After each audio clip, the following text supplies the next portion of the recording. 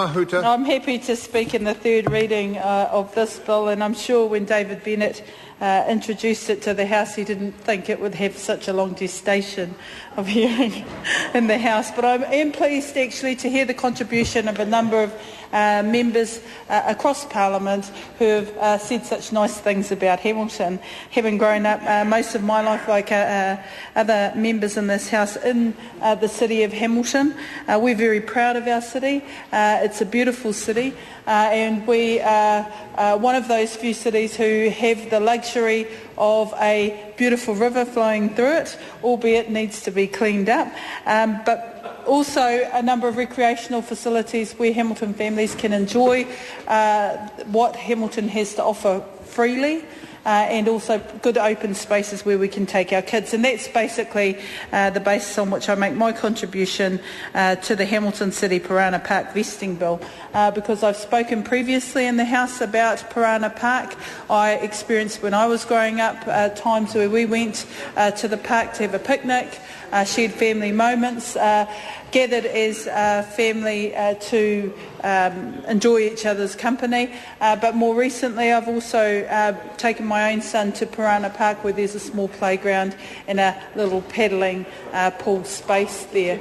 So in summer, when it's nice, at around about between 10 and 12 o'clock in the mid-morning afternoon, a lot of mums actually take their kids to Parana Park, have a little chat while their kids are enjoying the small paddling pool there. Can I say this about Parana Park? It is used more frequently and on an annual basis for the Anzac Day celebrations, and what we've certainly noticed over the last 8 years is a growing number of people who attend the early dawn service. And as we're just not long past Anzac Day, it's probably worth mentioning certainly what we've seen, and that is more young people turning out to the dawn service at Memorial Park, which is adjacent to Parana Park, and more people taking an interest in their local history and their local landmarks, of which Parana Park is certainly one.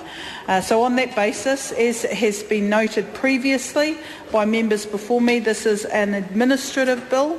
It's a bill that will continue to see Parana Park as a recreational reserve, accessible to all families in Hamilton and certainly to those visiting our great city. And it is a park that has a specific history in relation to George Parr, which my colleague Sue Moroney did speak about, and it had a pre-colonial history, which I spoke about in former contributions to the House.